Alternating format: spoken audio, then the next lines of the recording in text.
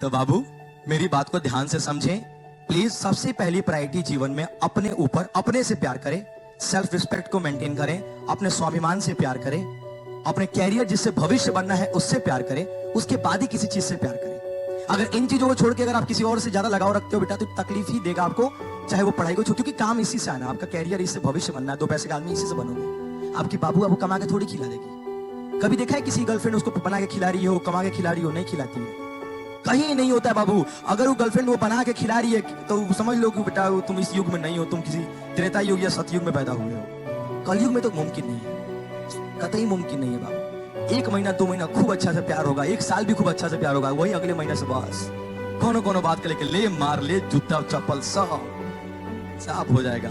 इसलिए बच्चा मेरे हिसाब से अपने से ज्यादा प्यार करे। एक शेर था जंगल में, जब शिकार करने गया तो सामने हिरन आई।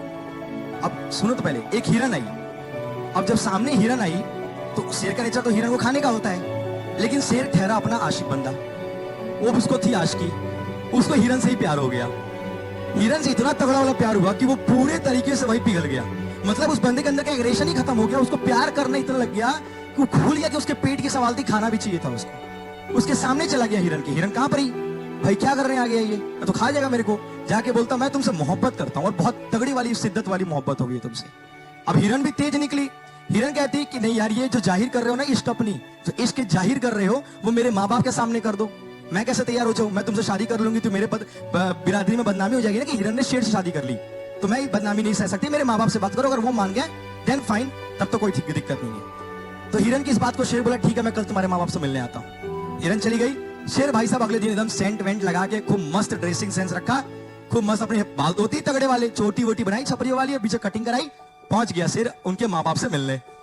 माँ जी पिताजी नमस्कार। मैं तो जब गया तो पूरी हिरन जाती डर में, भाई साहब शेर चल के आया हमारे वहां, बहुत बड़ी बात है।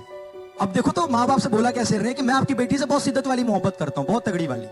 तो माँ बाप बोलते शेर के कि देखिए आप मोहब्बत तो करते हैं, लेकिन एक बात बताइए, आप ठहरे शेर, आपके पंजे इतने बड़े बड़े नाखून, इतने बड़े बड़े दांत, इतनी बड़ी मस्कुलर बॉडी आपकी, अगर आप मेरी बेटी से शादी कर लेंगे तो कोई नाखून वाखून लग गया, उसको दांत वात लग गया, मेरी बेटी तो मर जाएगी। ये कैसे? ये संबंध तो कहीं हो ही नहीं सकता। ये तो पॉसिबल ही नहीं है कि आपके जैसा इतने खूंखार चीज, इतने सॉफ्ट वाली चीज से शादी करा दे, ये मुमकिन ही नहीं है। अब इस शेर को इस बात को लग गई, शेर को कि भाई ऐसे कैसे बोल दिया। शेर लौट के गया मुंह लटका के, उसको इस बात को लग गई। जाती सबसे पहले नाखून तोड़ा अपने, उसने दीवार पे दे मारा और पत्थर से दांत तोड़ लिए भाई, सब कुछ तोड़ तड़ गया। अगले दिन बिना दांत के बिना नाखून का शेर पहुंचा, बोला कि देखिए अब तो ठीक है ना, मेरे पास नाखून भी नहीं बचे और दांत भी नहीं बचे। इतना जैसे ही कहा, उस शेर जितने हिरन जाती थी सबने, सबके पास हिरन के पास शेर सिंह होता है, सबने एक साथ इस शेर पे अटैक कर दिया और सब लगे शेर को मारने। अब तो शेर बेसहारा हो गया था, कुछ नहीं बचा था उसके अंदर। इतने में सब लगे मारने उसको, और बाद में आखिरी में जिस हिरन से उसको प्यार हुआ था वो हिरन दौड़ के आती है और इतना तेज दौड़ के आती है कि शेर के सीने में अपना पूरा सिंह डाल देती है और शेर उसी टाइम पर मर जाता है। अब इससे तुम क्या समझे कि सबसे पहले अपने स्वाभिमान की इच्छा रक्षा करो, अपने आप को मत बदलने दो किसी के लिए, कभी मत चेंज करो। जो तुम हो वो बेहतर हो, you are the best version of yourself, उसको मत बदलो।